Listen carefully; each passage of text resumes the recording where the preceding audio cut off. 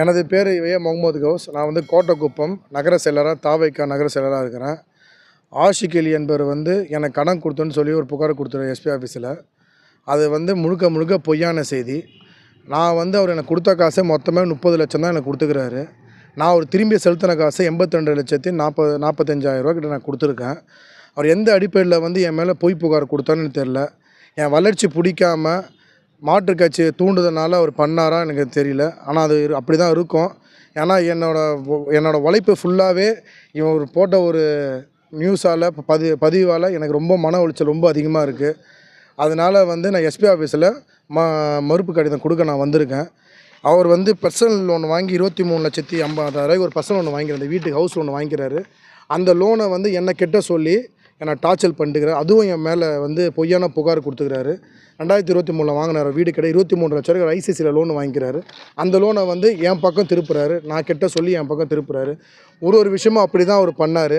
ஆனால் கடைசியாக நான் ஹெல்ப் பண்ண பேரில் என்னையே வந்து எல்லாத்துக்கும் என்னையே மாட்டி விட்டு அவர் நல்ல ஒரு மாதிரி இருக்கிறாரு. இது வந்து முழுக்க முழுக்க பொய்யான வழக்கு தான் அவருக்கு விசாரணை பண்ணி எனக்கு கொடுத்துக்கிறாங்க. அதை மறுப்பு செய்தி போட தான் நான் வந்திருக்கேன். ஓகேங்களா? இதை வந்து நீங்கள் தான் வந்து வெளியே கொண்டு போய் இதை வந்து முழுக்க முழுக்க போய் நீங்கள் தான் சொல்லணும். எல்லா எவிடன்ஸும் என்கிட்ட இருக்குது. ஓகேங்களா? நான் வந்து எந்த தவறும் பண்ணலை, யாருக்கும் நான் மோசடி பண்ணலை. ஓகே. அதே மாதிரி கொலை மிரட்டல்னு எனக்கு ஒரு பதிவு ஒன்று அவர் போட்டிருந்தார். சிஎஸ்ஆர் காப்பி அவர் தான் எனக்கு கொலை மிரட்டல் கொடுத்தான்னு சொல்லி நான் 2 டைம் சிஎஸ்ஆர் காப்பி நான் கோட்டப் ஸ்டேஷனில் நான் வாங்கியிருக்கேன்.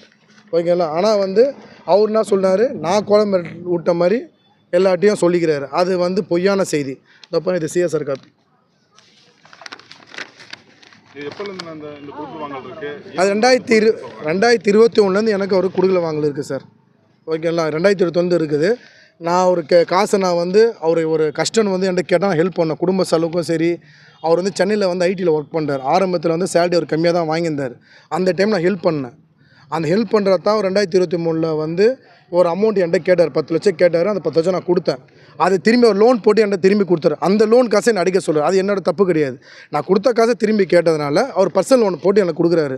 அது என்னால் திரும்பி என்னால் எப்படி நான் அடைக்க முடியும் கேட்கும் போது, இல்லை நீ தான் அடைக்கணும், என்னை பொறுப்பு ஏற்றுக்க முடியாது, எல்லா லோனும் என் பக்கம் திருப்பி அவர் பர்சனல் லோன் வாங்குறது எல்லாமே என் பக்கம் திருப்புறாரு. அது எந்த அடிப்படையில் நியாயம் சார் அது? ஓகேங்களா? அதே மாதிரி என் காரு வந்து என்கிட்ட அவர்கிட்ட கொடுத்து வச்சுருந்தேன். என்னை வந்து மிரட்டி என் கார் வாங்கிட்டு போனார். அந்த கார் வந்து இப்போ வந்து மழையில் நனைஞ்சு என் கார் வந்து மழையில் நனைஞ்சு இப்போ ஃபுல்லாக டேமேஜ் ஆகிடுச்சு. 26 லட்ச ரூபா கார் நான் புதுசாக வாங்கினேன். வாங்கி 5 மாதம் தான் ஆகுது. நான் காசு தரலன்னு சொல்லி அவர் மிரட்டி என்கிட்ட கார் வாங்கிட்டு போனது.